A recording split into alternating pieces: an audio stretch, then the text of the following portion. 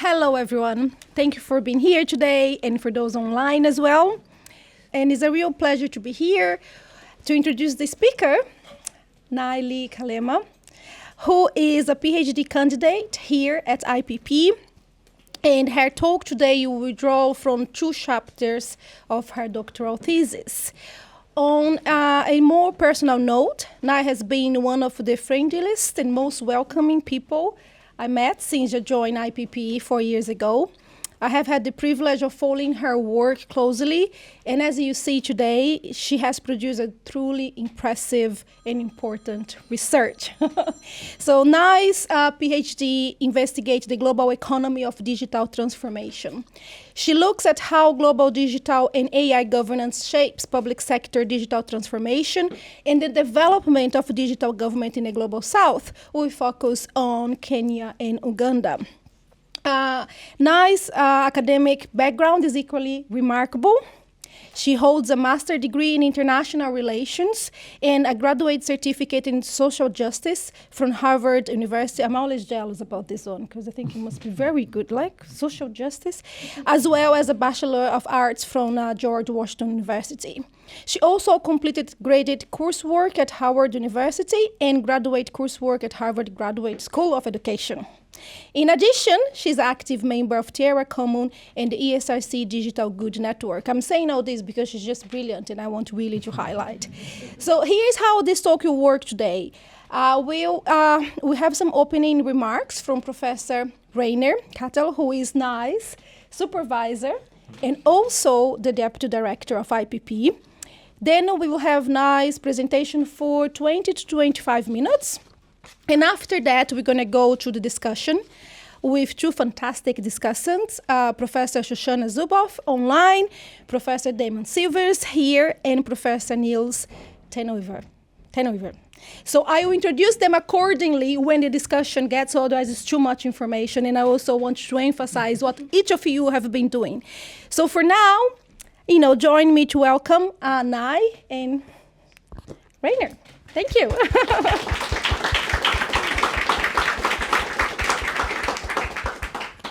Yeah, thank you very much, Carolina, for these very nice introductory words. And I won't spend much time from the main act, obviously. And I just wanted to sort of signpost maybe a few things around Nai's thesis. First of all, yesterday was 200th anniversary of UCL's foundation. And so if you go back and look why UCL was founded, it was very much the sort of critical view of society, of the forming industrial society 200 years ago that UCL was founded upon, sort of this idea that the university should challenge existing power structures up north and existing power structures also in our minds, if you will. So I think Nai's PhD is an excellent example of that we should really be questioning, writing critical research and critical theses around such issues like global digital transformation, which I think we tend to see as a very positive thing. Yeah. So to be a critical around these issues, I think is very true to UCL's founding principles.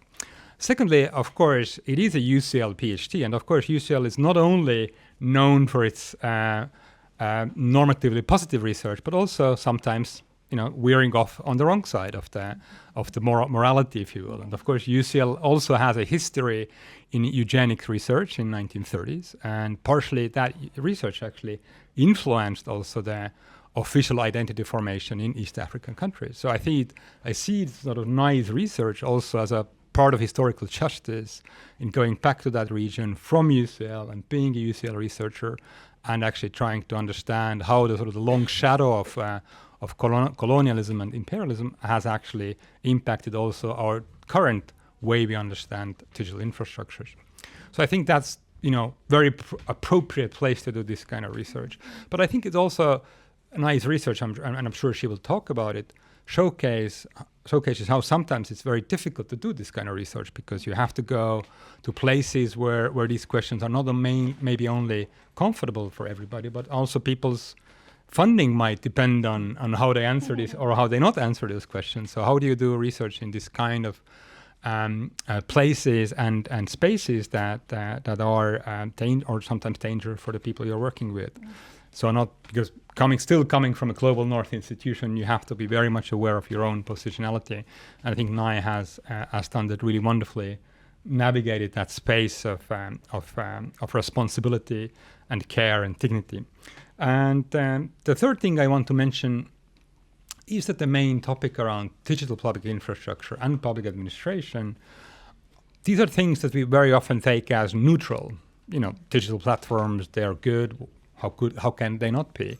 Public administration isn't like a neutral tool for governments. And I think what NICE research so wonderfully shows is that they are not neutral. They are not only sort of situated in epistemic frameworks, but they're also historically situated in frameworks that they very often can't change, that they're replicating some of the historical injustices as well. And I think that's really also a foundational piece of NICE research, which I think will have a much longer impact beyond the PhD, and really makes us question the way global institutions view digital transformation, but also the way we, perhaps from a public administration perspective, should be thinking about digital public infrastructure and public administration per se.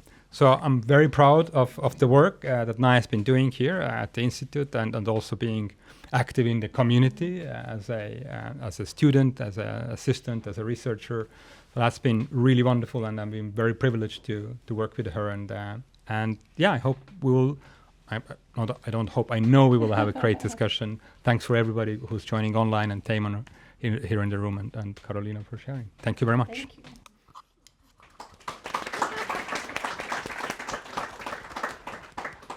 Go now, you have 25 minutes. Okay, look at the clock and get started. So hi everyone, I'm really glad you're here. I'm really excited to present this work and to talk more about it. I'm going to tell you a bit about the story of how I came to decide to want to do it and why I wanted to do it here of all places. Maybe I'll start at the beginning. For a long time, I wasn't sure I was going to do a PhD, but I was really interested in the work I was doing before I came here, which was looking at working in global development and innovation, and doing that in different parts of the world, and doing a lot of work in particular in Uganda, in Zambia, in El Salvador, and looking at, how do innovation systems work?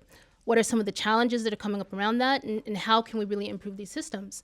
And I noticed as I went to these different places is that I would see certain types of challenges and certain types of patterns reoccurring in very different parts of the world. And it made me really want to say, I had questions about that. And those questions brought me back to grad school. And grad school was kind of fun. I was like, maybe I'll continue doing this. And those questions ended up bringing me here.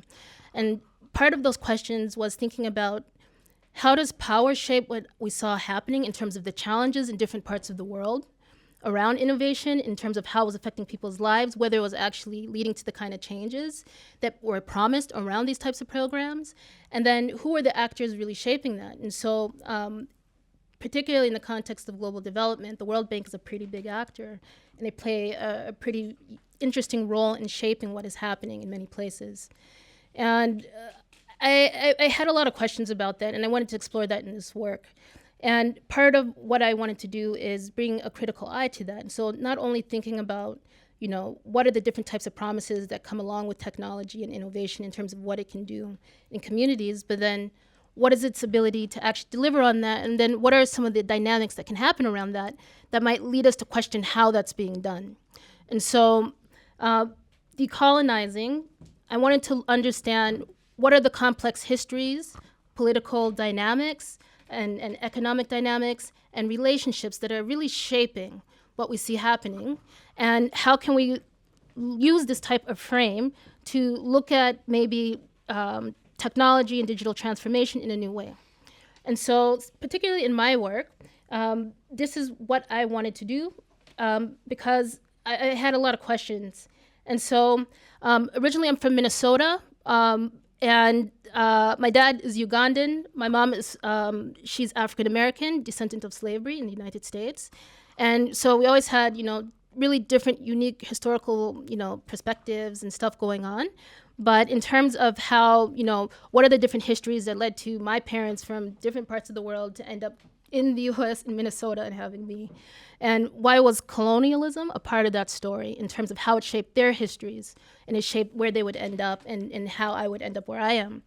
And so in Minnesota, there's been a lot going on there currently and ongoing. And in terms of thinking about I think 2019 with George Floyd. There was the murder of George Floyd, which took place. And there was a lot of people that were protesting and engaging in a lot of activism and, really wanting to try and change the institutions and structures that were there to make them better for a lot of people. And this would become something that would show up in terms of these protests against different types of state violence and these types of things in different parts of the world. And one of the really interesting things that came out of that was there was a lot of news stories that would come up around how surveillance was being used to track protesters. So tracking, what they were saying online in terms of how they were using Twitter. And so like data miner was one of the surveillance tools that were used by different types of law enforcement actors to monitor what was being said. And then there were stories coming out around how people would be targeted based on what they were saying online, or different types of biometric technology would be used to try and identify faces at protests, and how people are actually being targeted around that as a result. And so that was back in 2019. And so I was really interested in thinking about, the technologies that are being introduced in terms of digital transformation as a tool that can make societies safer and make governments run more efficient. I had a lot of questions about to what extent does it make communities safe and for whom, and what communities may it not make safe in the process, and how can we interrogate that a little bit deeper. And so this was the Minnesota story. In terms of the East Africa story, also around this time, we began to hear about Cambridge Analytica, and particularly around the elections in Kenya. And so around 2017, there were the elections that took place in Kenya, and there was the Cambridge Analytica scandal, where there was different types of data and, using, I think, Facebook also data to kind of, again, look at people's data, to collect it, and to use that to engage in certain types of alleged manipulation and these types of things. And there were different types of protests and unrest that would result that would kind of show up around that. And so I'm seeing in two different parts of the world where digital transformation is happening, it's taking place, it's changing governments, and in both places there are really interesting challenges that are going on, and I wanted to try and understand that and dig into them. And it was truly a global story. And so when thinking about how I wanted to approach that in my PhD, I knew that I wanted to understand digital transformation. I knew that I wanted to look at it in terms of a globally coordinated process. And then it became a case of, okay, who am I going to look at in order to do that? And so I decided for my primary case study to look at the World Bank. And so the World Bank Group, they've been engaging in they engage in a lot of development work in a lot of different places in the world. But they also, they started something called thinking about the World Bank Group Digital, which was a new vice presidential unit, which looks at digital transformation projects that are going on across the bank. And so when I talk about digital transformation, I'm not just talking at the level of technology, but I'm also talking about the different types of policies or different types of governance that's emerging around that, and the different ways that it's being integrated into public systems and institutions and societies, and how that affects people. And the reason I was really interested in it is because, one, in terms of one of the biggest actors globally coordinating that in terms of the amount of funding that they were putting into that and the amount of projects that they were really at the forefront of that. And so I thought it was a really interesting case to look at. And then also, in terms of Africa, a lot of their projects, the majority of their projects around, in particular, digital public infrastructure, were actually targeted on the African continent in particular. So it was really shaping not only what was going on in countries, but they were actually approaching it as changing this kind of regional approach, continental approach. And so it was much broader than a single country. For the sake of the case study, I decided to dive in deeper into Kenya and Uganda to look at these two places, both East African, both shared British colonial history, to understand how is this happening, what is taking place, and how is it changing things, and to what extent are there certain kinds of new questions that we can ask around that using critical lenses from different types of post-colonial scholarship, decolonial scholarship, and other types of critical scholarship. And so that became kind of the aim. In terms of the work is a lot. There's a lot. And I'll be brief because I don't have a lot of time and I talk too much. But one of the things that I wanted to do when approaching this work is I spent a lot of time trying to understand who were the different global institutional actors engaging in this kind of globally coordinated process. And so really approaching it as something that was not just tied to just what is happening in countries, but this kind of global structural transformation project. And I looked at that in relationship primarily through infrastructure, and the foundational infrastructural projects around that were in particular digital identity. And so it was really foundational in terms of enabling a lot of other types of changes around digital transformation to happen. And I thought it was really interesting. In the work, before I wanted to go look into the future or look at what's happening now, and then also think about what might be the long-term implications around that, I wanted to take a historical look at what are some other structural transformation projects that have taken place earlier. And so trying to look at the historical context and the political history, I kind of looked at British East Africa and looked at how different types of biometric identity was used around colonial governance in Kenya when at the time it was a colony of the the British colony.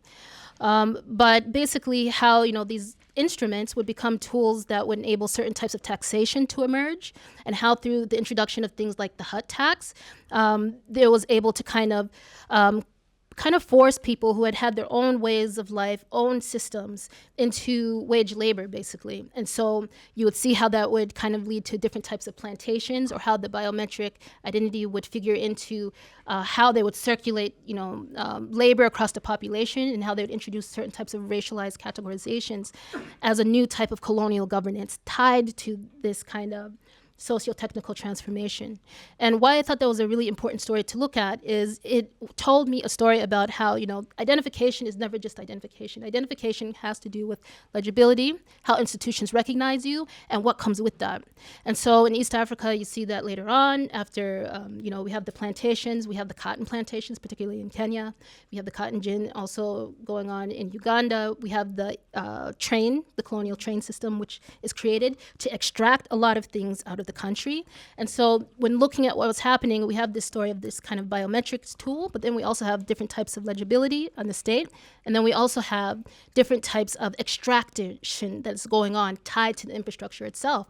And there are long-lasting implications for that even shape what we see happening now.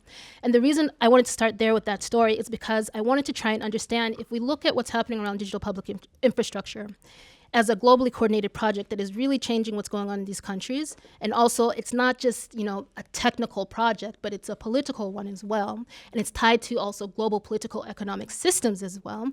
What types of new things come up? And so what are the extractive dynamics that might show up around that? What are the different types of ways in which it changes how populations are viewed? And so I think about algorithmic governance as well in the work.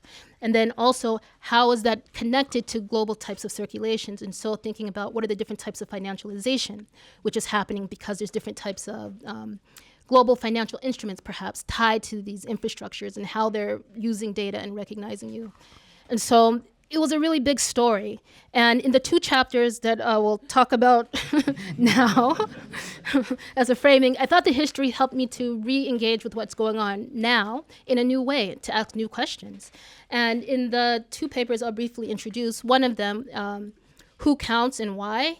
So this paper, I was interested in understanding how was, DPI, through digital identity systems, it was used to enable certain types of health surveillance to occur and global health surveillance to occur, so as to try and manage different types of global pandemic events or different types of epidemics or pandemic events. And basically that emerged around the time of the Ebola crisis. I think this is 2013. Maybe it was the West Africa Ebola crisis. And what happened with that is basically, around this time, the World Bank president, then his last name is Kim, Joe Kim, I forgot the first name, but he was then the World Bank president. And he announced kind of that along with introducing something called the Global Pandemic Bond, which was supposed to be this instrument that would make different types of funding available to countries so that they could respond faster to global health emergency, that they were also launching it, something called the ID for Development, so Identity for Development project, which was part of the World Bank at the time. It emerged before the World Bank Digital VPU emerged. And basically, this idea that digital identity tools and using data and harnessing that data so that you could get better health surveillance could help to improve global health responsiveness in emergency events. And they had created this kind of bond instrument that would help them to do that. And with that, investors could, purchase this bond. If no emergency happened, they'd get a certain type of payout. If something happened, they would be able to use that quickly. And it didn't work as expected. And there were a lot of problems that, emerged, not necessarily because the technology couldn't do it, but it was tied to different types of perverse incentive structures around how it was formed and how it was integrated and how, it didn't trigger as expected. And how the bond instrument was actually structured using mortality data, for instance, or how, how many people actually acquired the disease, so disease transmission. And so it was an instrument designed so that you could respond to global health emergency more effective that was tied literally to mortality and tied to transmission of the disease. And so there was also some goofiness around that. When that bond instrument was created and the idea that, we could use data to help us do that, there were no African countries involved in it, even though it was an instrument that was primarily designed and targeted for African countries. And so we would see with the West African Ebola crisis, it didn't trigger as expected. Again, there would be another, I think, Ebola event, this time in the DRC. Again, we had this bond instrument that's created. We're going to use data so that it can parametrically trigger the release of these funds if it should reach certain numbers. But again, it didn't work as expected. And so, and there was disease that would happen in the DRC that would spill over into Uganda, which was nearby because there was other types of political situations going on. And basically it didn't work. And then again, it would come up again around COVID. And it almost didn't work, but what would happen with that is there was a lot of outcry and they were being called out, and so they would end up triggering the release of that, but there would be delays in terms of how those funds were actually released. And so even though, this was kind of started as a tool alongside using DPI and the data that was extracted in order to improve health surveillance, it didn't actually turn out as expected. However, the data that was tied to that and different types of digital platform companies from the US that were engaged in that, and pharmaceutical companies and other companies engaged in that, they were still setting up an apparatus that would remain in place.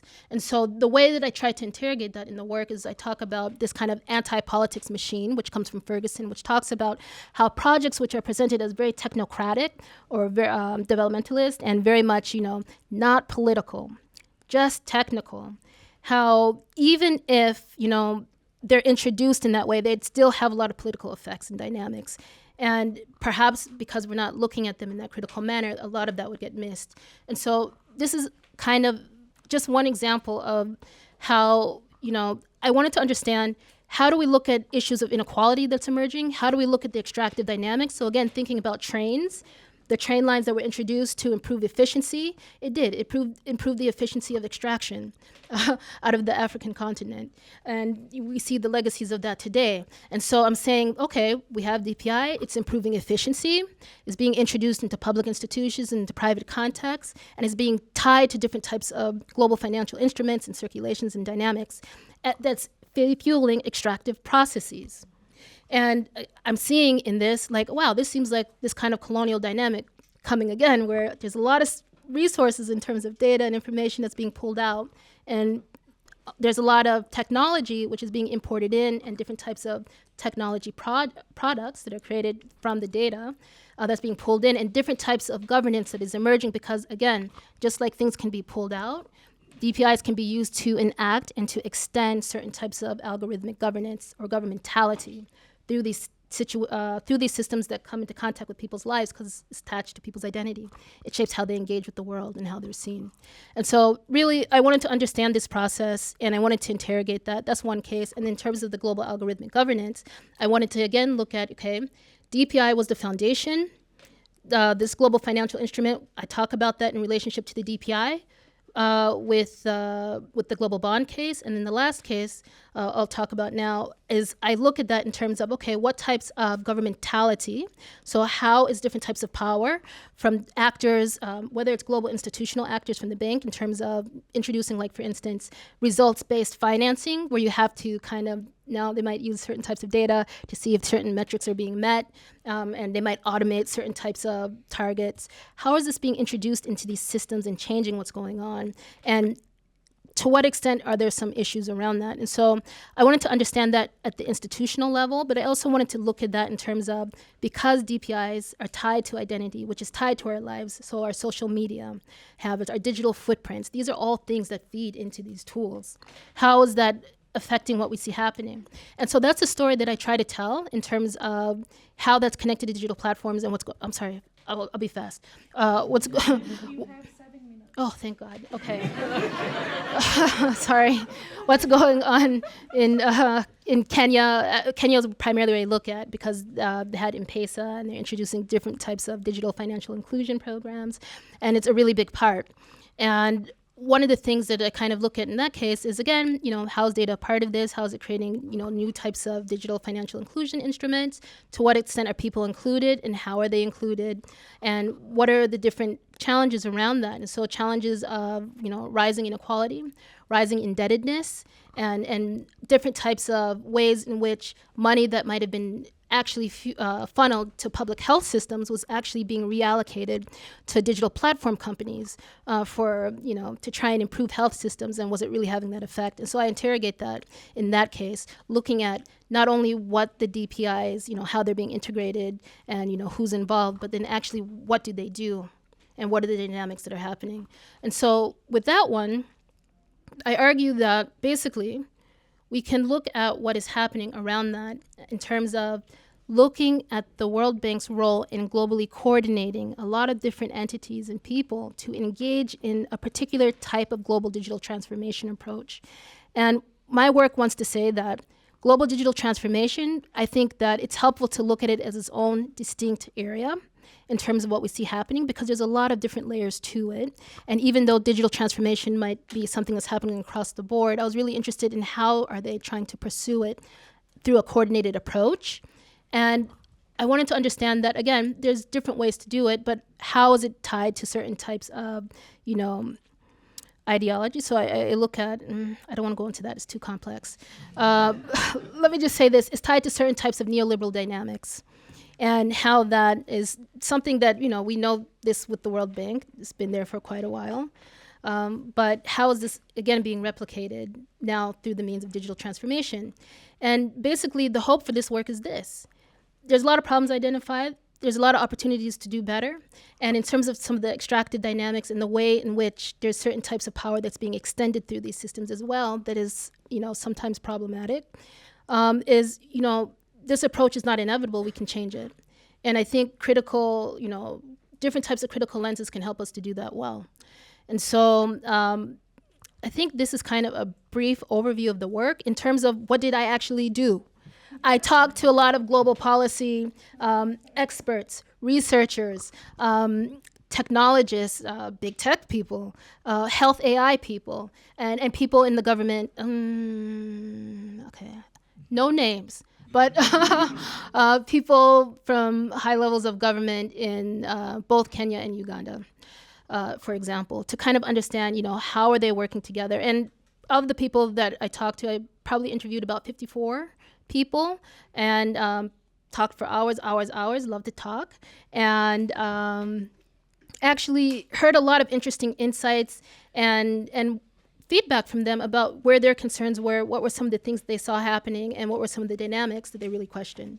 And again, I should mention that a majority of the interviews that were performed with people that either worked for the World Bank, had direct partnering experience with the World Bank, so maybe they worked with them as a contractor or a consultant or on particular projects, because I really wanted to learn from them about, what are you doing? How do you see this changing things? What are some of the different concerns that you have around that? And so it was really, really eye-opening and really, really insightful. And basically, the story I want to tell is this, that global digital transformation it's a structural transformation project that's happening on many different levels, and we should maybe look at it in different ways. And I wanted to look at it through this kind of global political economy, but also global institutional approach, because I think that there's a lot of discussion around how these changes are happening as it relates to competition. So like countries competing with one another, and we have these discussions of digital sovereignty where it's kind of like, to me, it seems like there's a bit of this, zero sum. Like for me to win, somebody else has to lose. And I think that's one way to look at it. But maybe if we look at it through, decolonial lenses, like what are the different types of transnational solidarity that has been used to resist certain types of neoliberalizing and colonizing dynamics globally, which was a story that was actually related to the biometric case in Kenya and the decolonizing movement that would start out there. And Gandhi actually would be a part of that, I think, in South Africa. But then it would also, the work that he would do there would inform what would happen later in India with their own independence movement. And so it was actually connected also to these decolonial histories in really interesting ways. How can we, again, turn to these types of lessons with what we see happening now? And I will be fast, but I want to loop this back really quick to Minnesota. So I'm from Minnesota. I already mentioned that. We know that. And I've been really looking a lot at what we see happening in terms of how, in terms of the different shootings that have happened, where people have been shot and killed for protesting immigration's enforcement. And it made me think about, the way that, again, surveillance technologies were used to kind of enable people to be targeted. The way that the data, so like in terms of what people would do on social media, in terms of the way like biometric facial scanning was used, in terms of how people could, or law enforcement agencies could purchase data from certain types of data brokers, and they could use that in their investigations with no warrant. And also looking at, the way that, companies like Palantir were very much a big part of in terms of the aggregation and the analysis of this data so that they could use it in what I think is a violent campaign. It brought home the idea that the things that I talk about in my PhD happening in Kenya, happening in Uganda, and the places that I look at, some of those same types of challenges are showing up right where I grew up in Minnesota now. And I think that, digital transformation is not bad, but digital transformation is a tool that can be used by different actors, and it can be used in ways that are not actually beneficial sometimes. And so we need to critically interrogate that. And when you think about who's some of the institutions, who are the people, what are the things, who's in the best position to maybe help to change some of what we see happening. I looked at the World Bank as a really unique actor in that. The World Bank is a multilateral development bank, but it's also a place where, and also the UN, I looked at the UN a little bit, but looking at places where you have countries, different entities of people coming together to have the different types of debates that need to happen to try and change what is going on. What are the global levers that we can use? What are the global institutions that we can use to change what we see happening? And I think that it becomes really clear to me that what I'm talking about is not just a problem on the African continent or in the global south. This is a problem that is shaping many different areas. I look at also the UK. They have stuff too, gang violence matrix, the way that, certain types of music, if you would listen to it online, how that could factor in to this kind of algorithmic tool that would assess your risk profile if you listen to grime music, which happens to be a music, And so basically, what I'm saying is this, that digital transformation, let's interrogate it, but also let's think about what are the role of historical movements in terms of changing what we have seen happening around socio-technical transformation in the past. How can we again turn to, or maybe perhaps reflect on these histories as we take a look at what's happening now, and not imagine these as problems that are disconnected from our lives and from where we are? Because I was studying this stuff, but I didn't know that I would see it play out in the way that I did in Minnesota, where it's affecting my friends and my family now.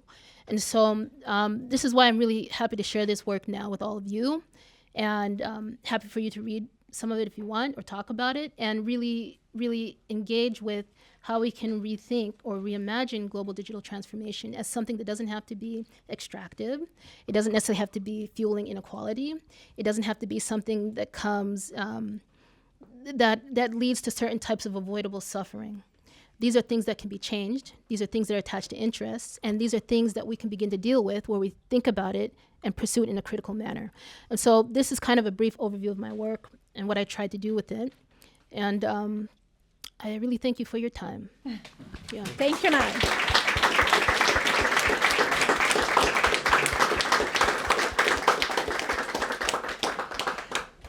Thank you so much, Nai. It's such a fresh perspective to have on digital transformation that, as Rainer has mentioned before, most of the studies are very positive about it. So we're going to move to discussion. We have three amazing speakers. I will talk a little bit about them. So we have here Professor Shoshana Zuboff, who is a Charles Edward Wilson Professor Emeritus at Harvard Business School and co-director of the Surveillance, Capitalism, Democracy Research Fellowship at the Harvard Kennedy School Carr Center for Human Rights Policy, and a former faculty associate at Harvard Law School for the Beckman Klein Center for Internet and Society. Most of you would know Professor Zuboff because she's a scholar, a writer, an activist.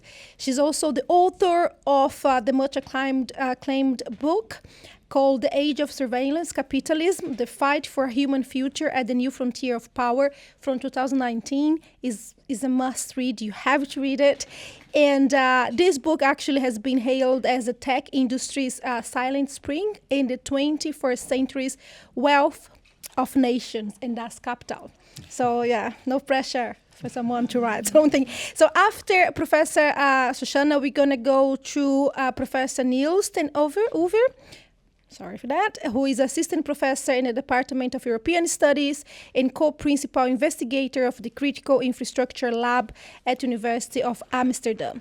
So Niels serves as a visiting professor at the Center, this is Portuguese. The Centro de Tecnologia and Society da Fundação Getúlio Vargas in Rio de Janeiro. Oh, amazing. His research examines communication infrastructure through the lenses of science and technology studies and international political economy, tracing the evolution from the telegraph to the internet, contemporary submarine cables, 5G, and satellites network.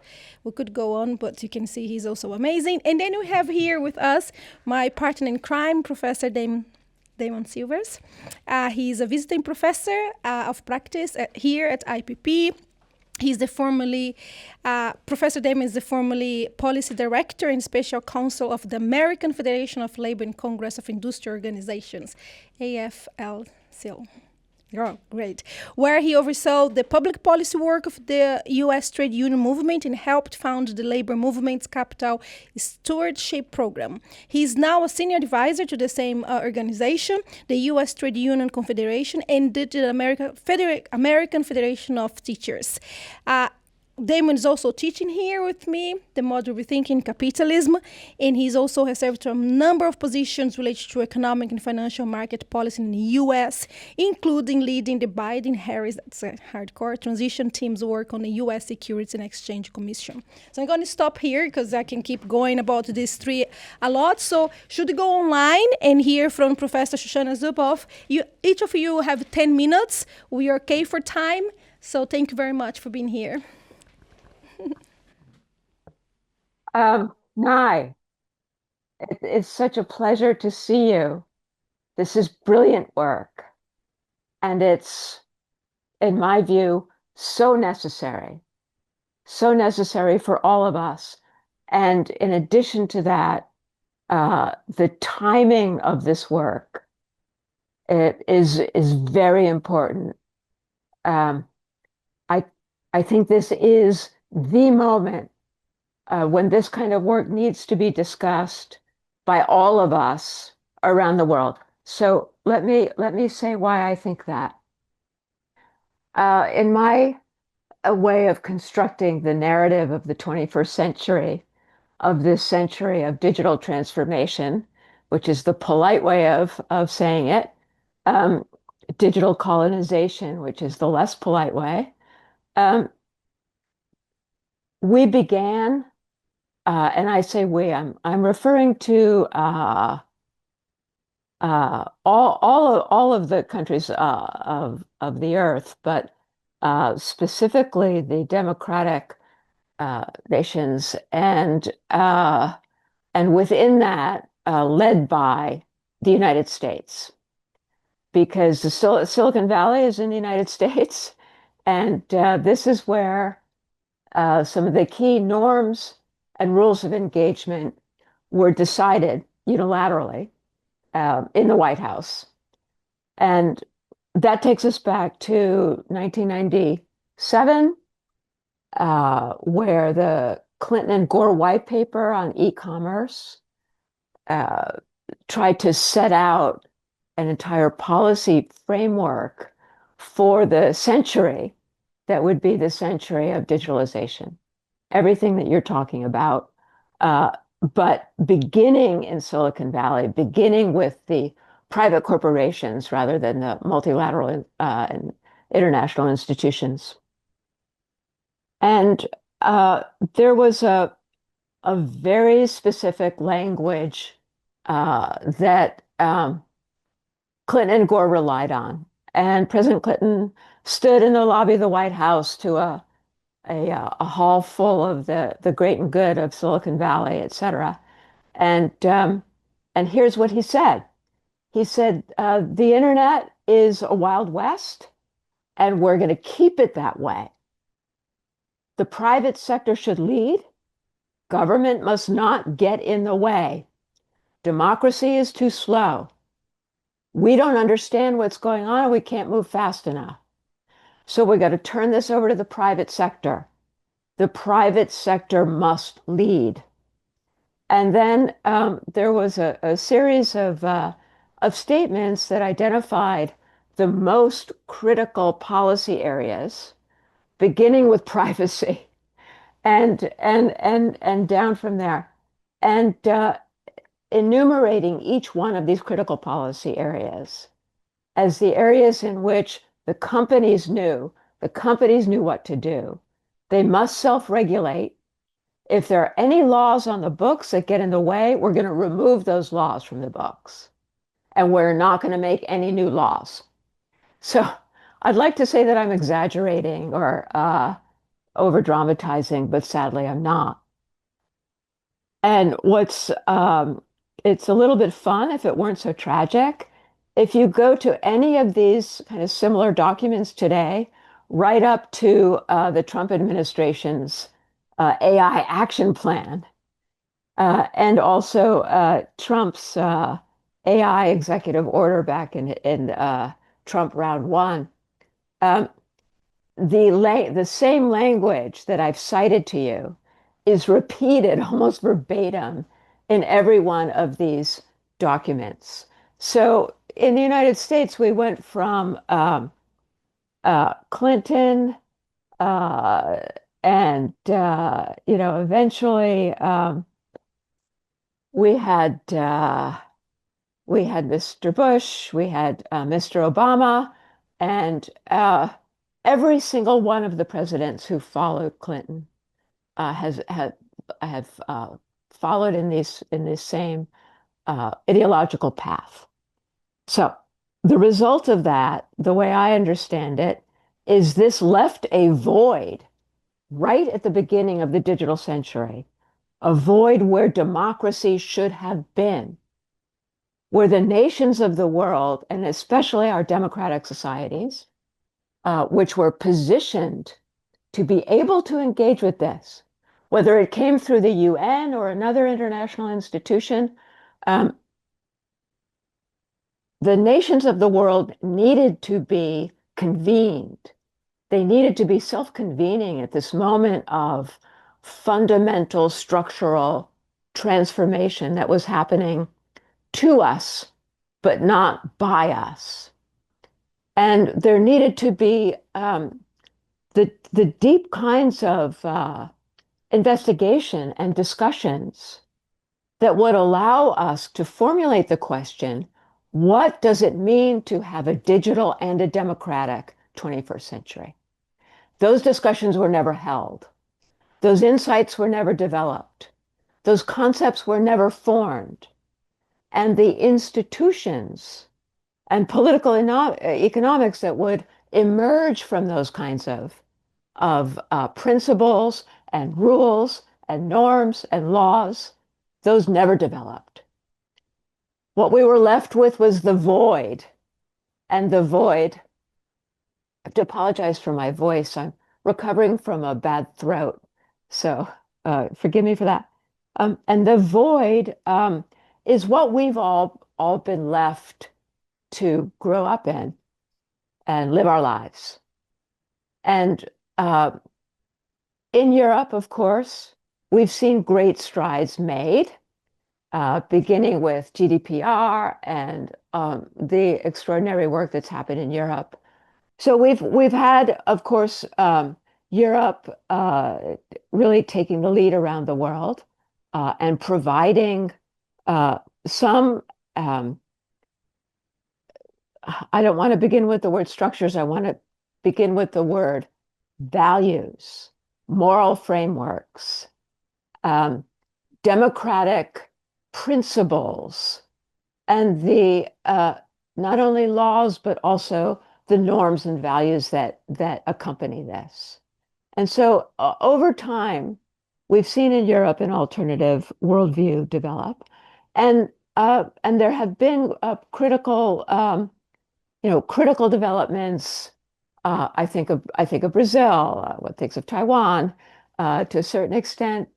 Some of the work in South Korea. I mean, we've seen movement, but what we haven't seen is the kind of movement that can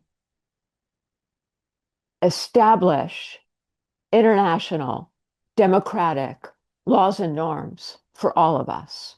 Now, I want to end on this note. Why is this the perfect time, Nye? In part because of what we've all witnessed in Minnesota, but this conversation also began before Minnesota, largely driven by the provocations of the Trump administration. We've heard the phrase that the old order is ending. The established order is over. There's no going back. And these things are stated for us to mourn. But what I want to say, and what I think your research is enunciating, Nye, is that the old order was not great. It's time for the old order to step aside in favor of a new order that is allied around democratic principles, a new order that is international, where finally the conversations and the laws and rules and norms and principles that should have emerged at the beginning of the century can finally come to fruition and provide vehicles and umbrellas and guidelines and an opportunity for international comity and alliance and shared purpose. So that once again, the idea of a digital and democratic 21st century becomes plausible, not a fantasy. And I'll end with one optimistic thought. Does anybody remember how many years there are in a century? Someone? There are 100 years in a century. And we are in year, let me think, 26.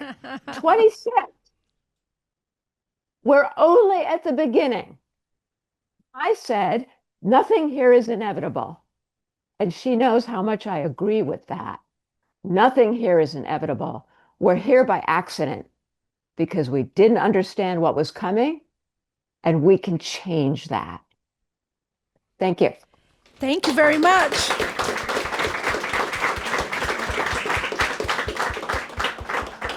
Thank you, Professor Shoshana. I mean, it's always good, a positive note. So, Nai, do you want to react to anything quickly, or should just go for the next 10 minutes for the next discussant? Let's go through them. Perfect. So we have more QA time. Agree. But I appreciate all the comments so far. Great, fantastic. So, okay, so we're going to go for Niels now online as well. So, Niels, you have 10 minutes. You're on.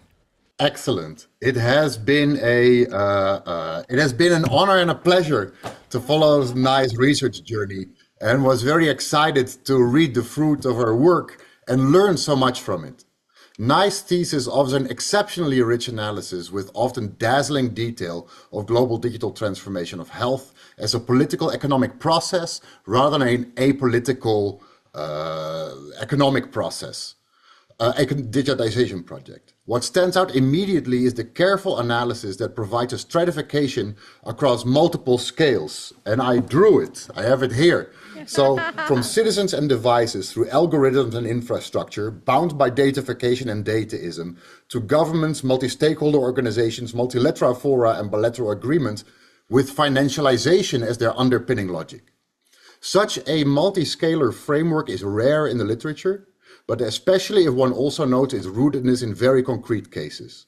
This work allows Nye to trace how, for instance, a pandemic bond's algorithmic trigger condition connects directly whose deaths count and whose don't in DRC Ebola outbreak, with almost 200, 300 deaths triggering no insurance payout, while investors collected over 110 million in premiums. I wanted to highlight three contributions that deserve particular recognition. First, the genealogical approach linking colonial biometric governance in British East Africa to contemporary digital public infrastructure reveals continuities that purely technical analysis miss. The phrase "looking back while looking forward" captures this methodological commitment to historically situated analysis. I very much appreciate this and should be done more in the literature. For instance, while comparing current day submarine cables with earlier telegraph cables and landing stations and their ownership structures. Second, your empirical cases demonstrate the concrete stakes of the abstractions you make in your analysis. The Mtiba platform case, where CarePay gained access to Kenya's National Health Insurance Fund database, shared patients' data with Pfizer, and then suffered a catastrophic breach, exposing 4 million Kenyans' health records sold on the dark web for $9,000. Showing how the banality of predatory global algorithmic governance operates through ordinary bureaucratic practices rather than exceptional malice. Third, the digital Faustian bargains framework effectively captures how DPI simultaneously promises anti-corruption benefits while becoming a conduit itself for corruption. European biometric companies as global suppliers of mega corruption in Kenya's IDEMIA procurement scandal. You argue that infrastructural ideology pins together the institutions and logics of global digital transformation. This prompts several questions about subjectivities.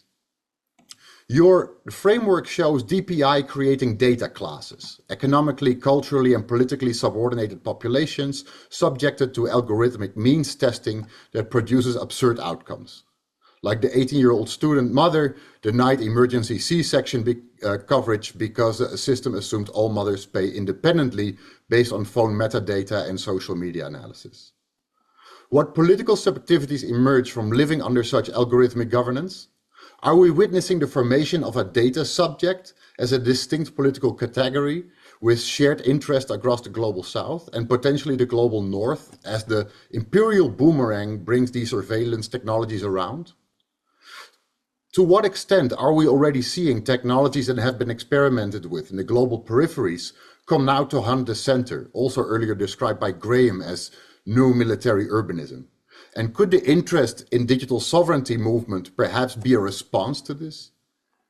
In subjectivities that could alter course, your health equity reframing is compelling. You write that health has provided, I quote, the foundation for global movements that have profoundly transformed the world, cutting through seemingly unquestionable hegemonic orthodoxies, end quote. Historical precedents exist. HIV/AIDS activism fundamentally transformed the global IP regime. The Gen Z protests in Kenya, where young people connected IMF austerity to their everyday suffering, while civil society organizations like the Kenyan Union of Clinical Officers provided medical emergency care despite nurse strikes, suggest emergent solidarities. So what would a global digital health justice movement look like? What coalitions between global north and south, between tech workers and users, between civil society and reformist state actors might carry this forward? What subjectivities, institutions, ideologies, or organizational structures could underpin such a change? And on institutions and logics, you identify the vision oligarchy or broligarchy, a small elite wielding techno-deterministic narratives about efficiency, objectivity, and inevitability. But your passage suggests health equity framing can, and I quote, transcend geopolitical contestations and elitist rivalry, end quote, by reframing GDT as a site of solidarity over competition. Given the extreme power asymmetries, you document Five Eyes surveillance sharing, US Cloud Act extraterritoriality, World Bank voting structures. How realistic is a solidarity-based approach? What would negative duties look like operationalized within the World Bank or the WHO? And then finally, your thesis beautifully documents how DPI is simultaneously inclusionary by expanding access and exclusionary through algorithmic sorting, surveillance, and denial of service. This brings me to a final question. Is decolonizing global digital transformation possible within existing infrastructures, such as the World Bank, IMF, and UN agencies? Or does it require building parallel structures? The World Bank's GovTech Maturity Index contains 48 indicators and 201 sub-indicators, but 0 metrics for human rights, equity, or justice. Can such institutions be reformed, or does the infrastructural ideology you describe so effectively make them structurally incapable of centering health equity? And finally, do you think the lessons you draw from your excellent research about global health governance can be generalized to other fields? And how would you like to see others leverage your excellent work in the future? It was a pleasure reading this, Nai. Thank you so much, and I cannot wait to see what you're going to do next. Fantastic.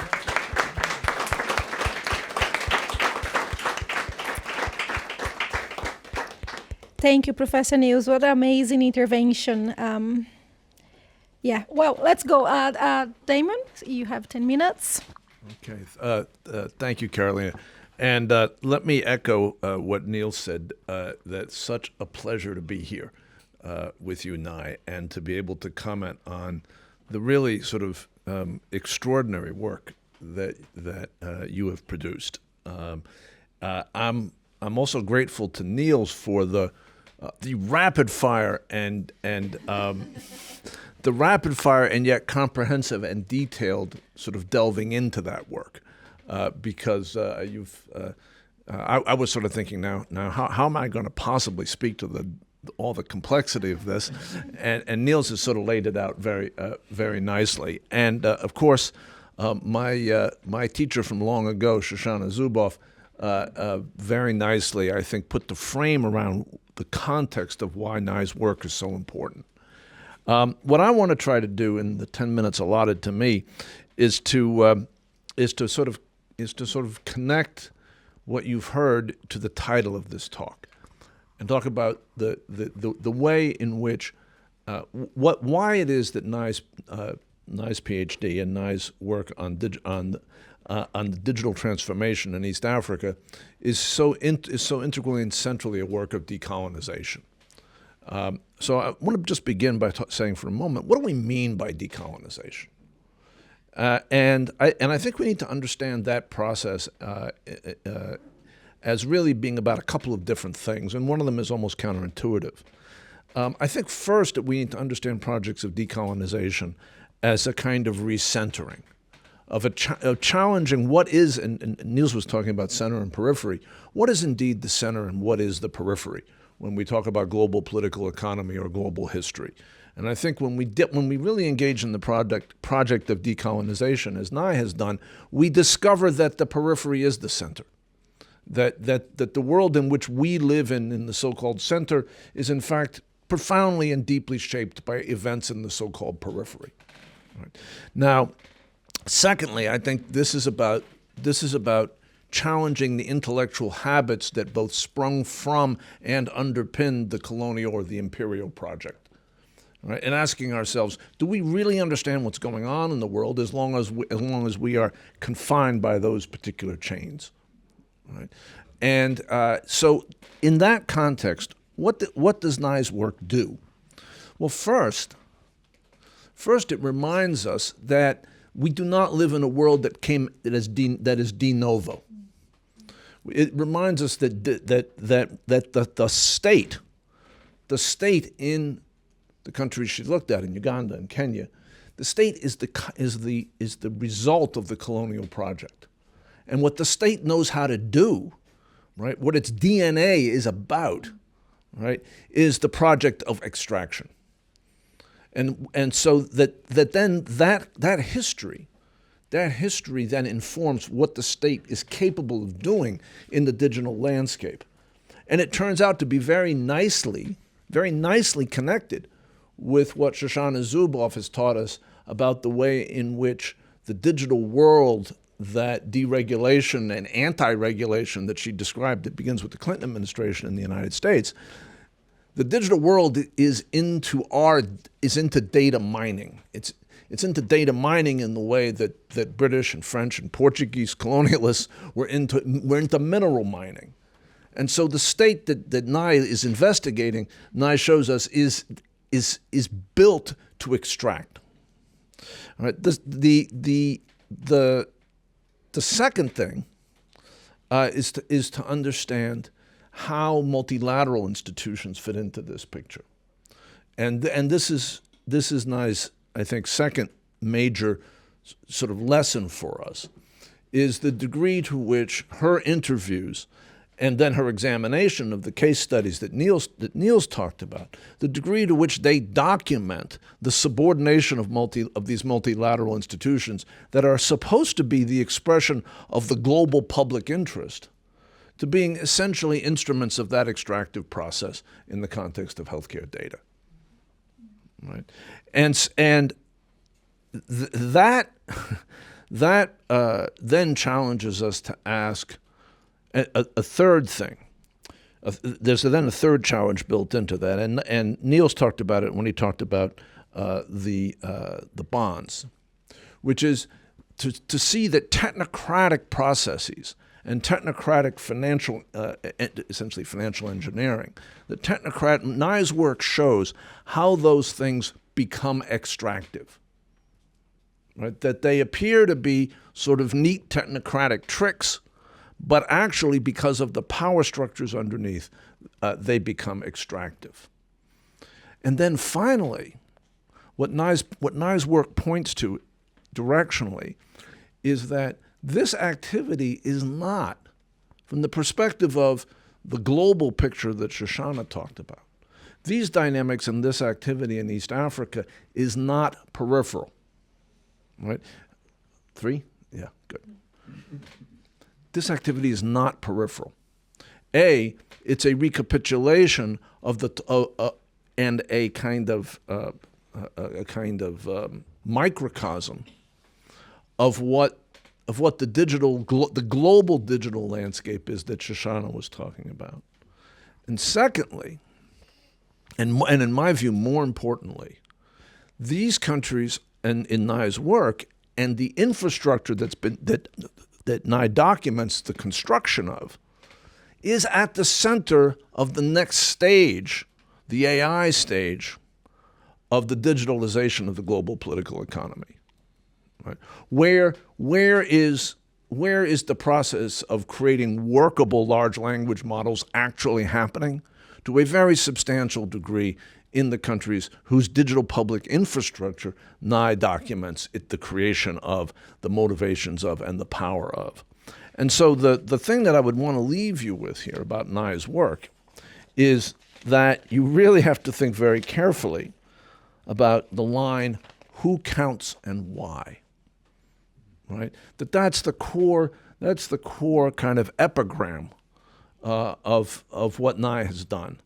And what I find most compelling about Nye's work is the way in which it documents, in some ways in excruciating form, right? The notion that the past is not dead, and it's really not even past. And with that, I'll stop. Thank you, Damon. Thank you very much. Great. So, Nye, I'm sure you have lots to say. However, I was thinking, what if we get 2 questions from the audience, 2 online, and then you can plug these 4 in whatever you want to say to the discussants. And perhaps the discussants also then have a little bit of time if they want to say something else. Does that make sense? That sounds good.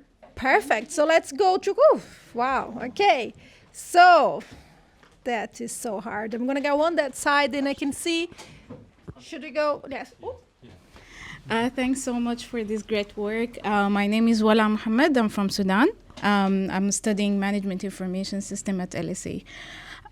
So I would like to know, how does the decolonized digital transformation process looks like, and what are their results for the global majority or the global south?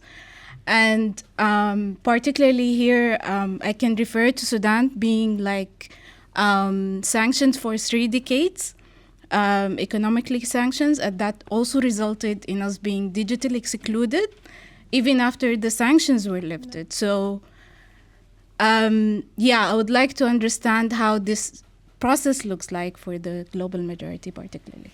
Perfect. So good. No. Benny wants it. I was joking now. Please. Thank you so much. My name is Antonius. I study here at the UCL. I'm from Indonesia. So my questions is from Professor Zubov say about change. So I want to ask about in the context of the rise of AI from China, US, and Europe, and then the polarization of the society, the rise of populism, it is very difficult to kind of again how this kind of a democracy can really direct us towards the decolonizing of digital public infrastructure. So my questions is, with this kind of a context of the race, how we as the world can really kind of take a step back and to redirect. I think it's very difficult things to do. Thank you. Thank you very much. So we're gonna go online now, and then we're gonna go back to the panel. Ben, please. Yeah, we've got some online questions. I'll pick the one that's on the top of the list, which asks, what angles of attack exist to break existing power structures? If you can analyze the flow of power, how can it be diverted? Question mark. Yeah. A question from Max, who asks, he says, a potentially ignorant conceptual question. What makes the extractive practices of big tech firms, I imagine, a case of neocolonialism, intrinsically different from the extraction of economic rents that also happens in countries never colonized? Perfect. Okay, so let's get right. I can see you really want to ask a question, so I'm going to allow you to. Thank you very much. Hi, my name is Getahi Wamuge. I'm Kenyan. I'm working here in the UK. I'm a legal immigrant. Just in case. Yes. Make that clear. Yes. So my question is aligned to what Neil spoke about, the issue around power and power systems. So and thank you very much. Your study is amazing. The stuff you're talking about. Isn't it also exposing that it's not possible to decolonize with the current structures, because the power dynamics actually don't mirror the original power dynamics we had in Kenya and Uganda, which was more communal based. It was for the benefit of the people, and decisions were made with more participation. And it was not to extract resources, but to utilize resources for the betterment of the good of everyone. Thank you, fantastic. So we have another 3 hours to go. So you guys, no, we don't. So Nai, let's start with you. Then you go through the reverse order. Yeah. Okay. Am I answering questions? Well, just go. Just is your yeah. You can basically say whatever you want. Okay. Yeah. Sounds good. Okay, so I'm going to try to be brief because I really appreciate all the questions and hearing from you all.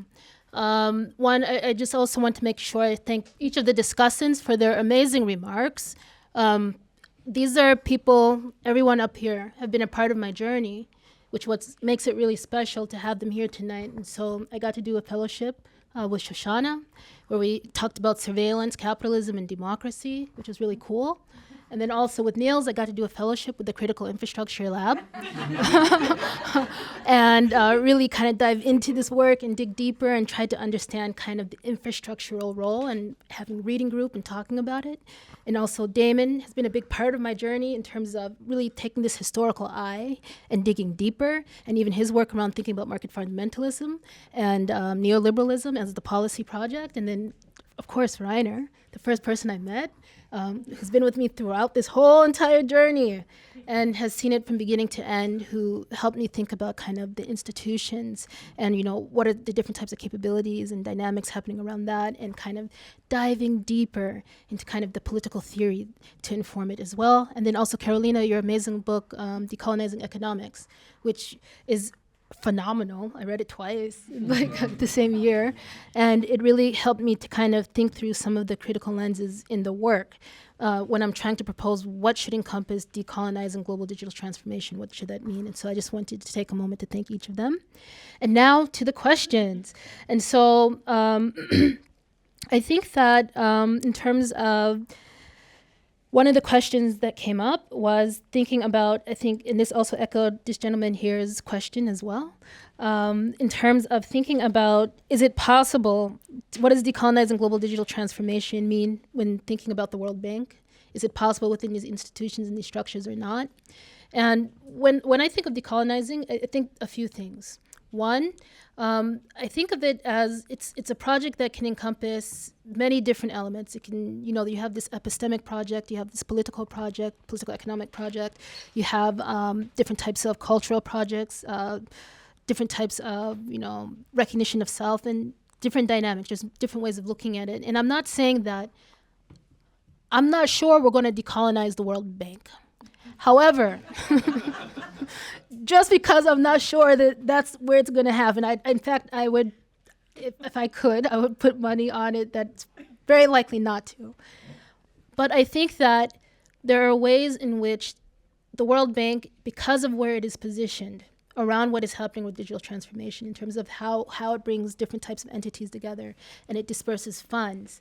My goal is not necessarily to decolonize the World Bank. My goal is to think, how can these lenses change how that happens and what's happening?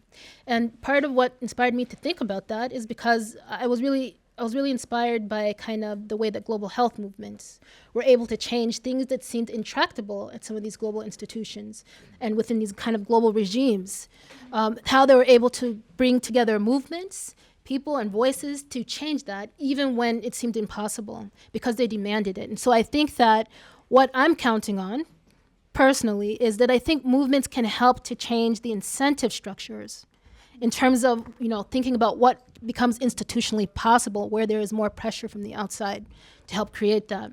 And I think right now is a moment where we can begin to try and do that and work with that, because also one of the things that would come up in my interviews is people would talk about how, you know, we're a smaller country. If we demand these things, they're going to leave. They're going to walk away. And I'm like, yeah, okay, I understand. And so in such cases, if I come to the table alone, it's easy to disregard me. If I come to the table with me, 30, 50 other countries, demanding that these things change, suddenly what is possible can change. And this is why I think movements can help to do that, because it in fact has done that in the past.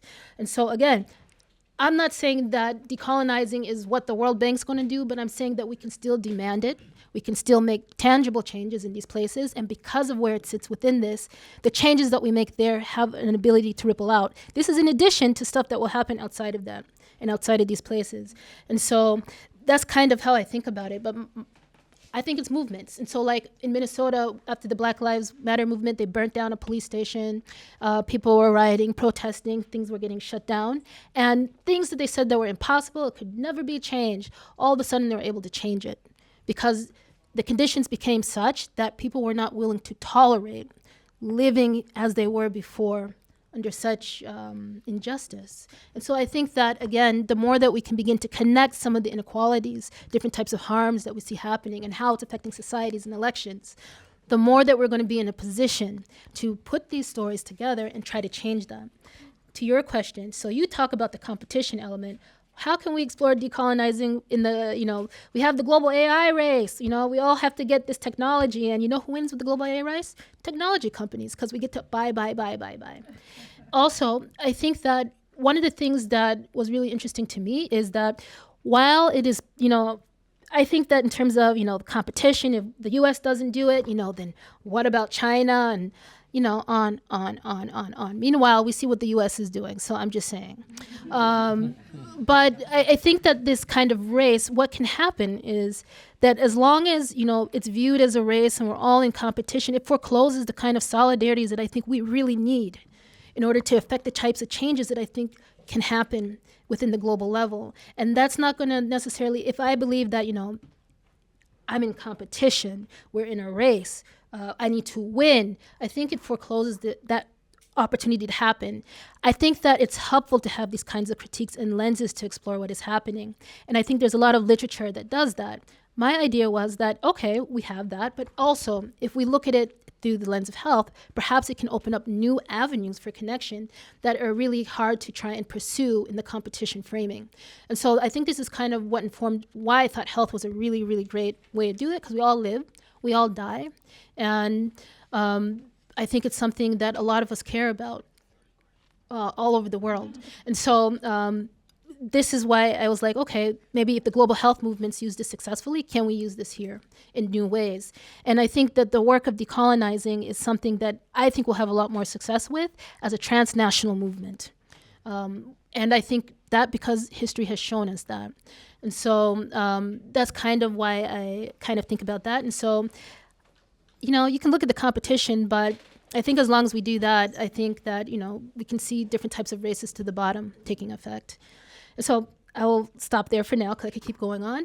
And then I think the lady in the back, I really appreciate you from Sudan. I really appreciated your question because I thought it was very practical. Like, how do we do this? What are some examples of how this has actually happened? And so one of the things that I talk about in the PhD is I look a lot at, in one of the chapters, I call it digital Faustian bargains. And basically I'm looking at, what are the different types of dynamics and public-private partnerships that are emerging around biometric technologies. And so different types of biometric technologies that were being introduced around elections in Kenya to try and make them more efficient, more transparent, to build more trust in public institutions and this election process. With that case, I think I'm looking at it around 2017, I believe.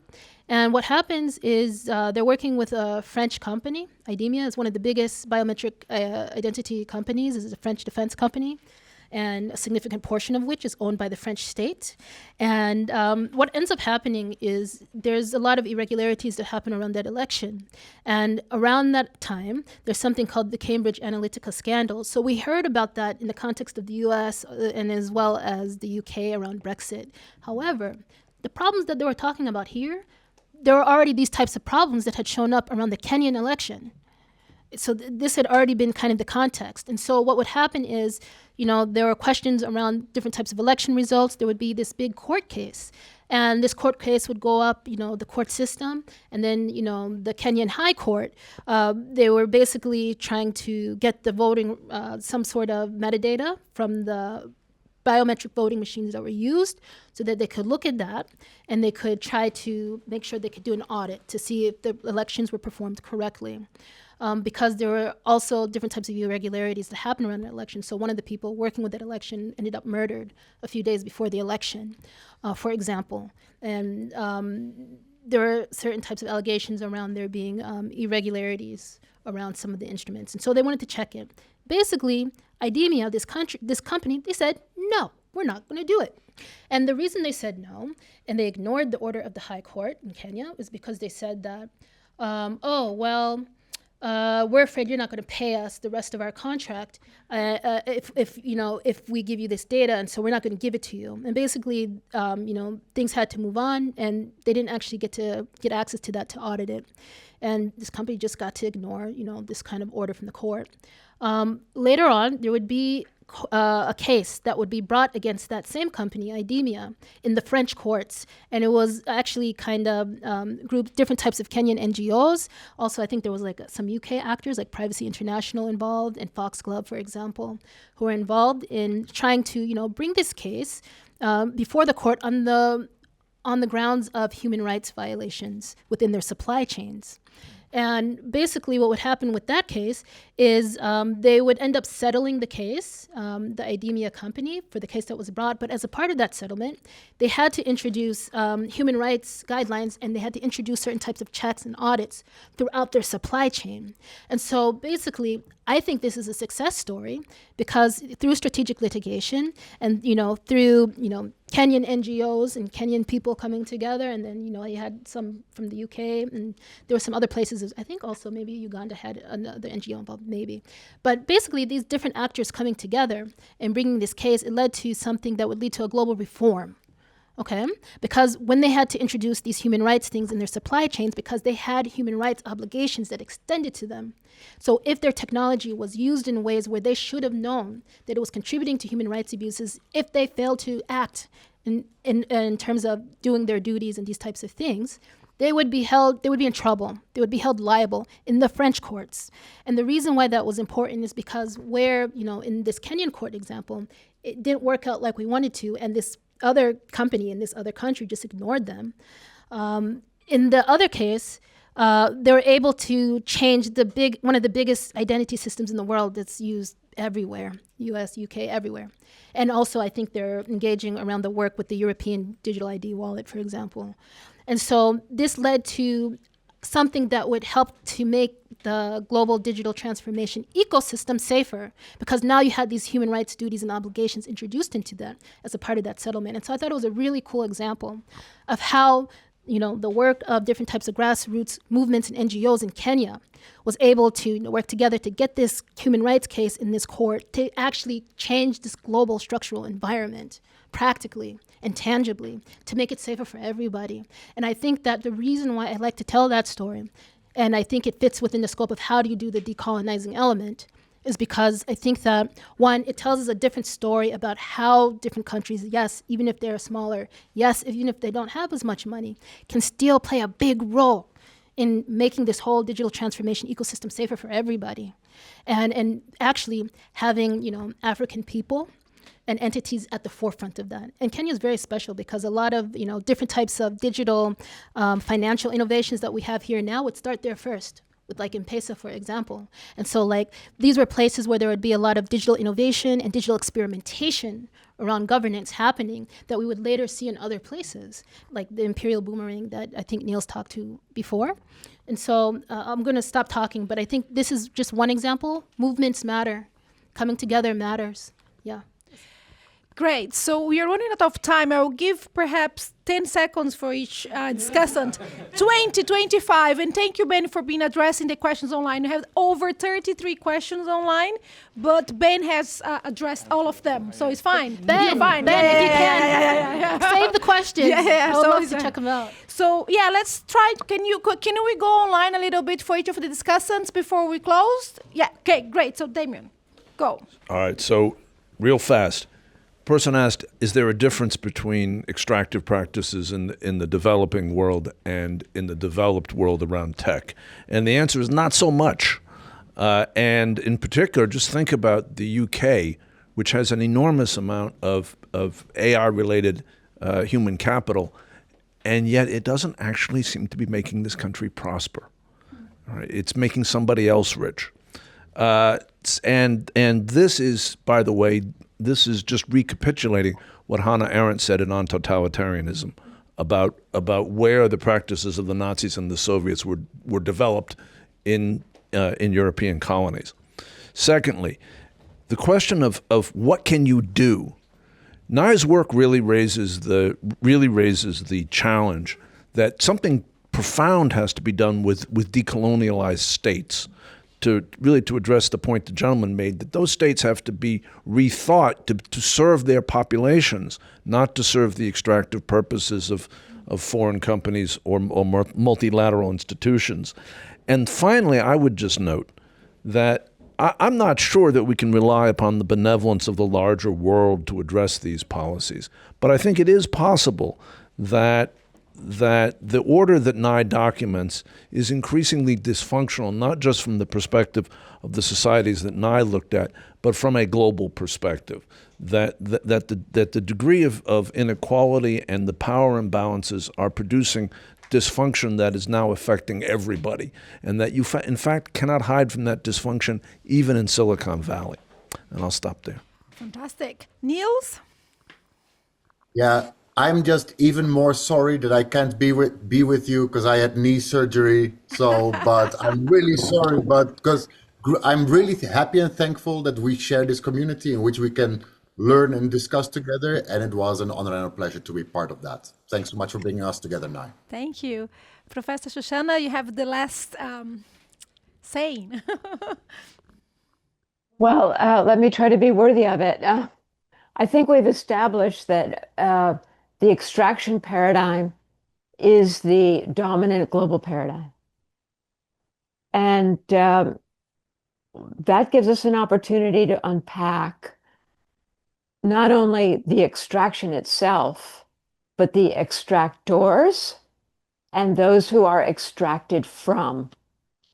And what are the moral relations, the political relations, the human relations, the social relations between these layers separated by these global operations of extraction, the recipients and those that impose it. And when I think about the tension that is building between these the inputs and the recipients, then I think, Nye, that you're being a bit too pessimistic, thinking that the World Bank itself is immovable. Because in fact, just reading a new Gallup poll where 32% of Americans believe that big tech is the biggest threat to the US future. Okay, that's a new formulation. Things are changing. And this is an opportunity, never waste a crisis.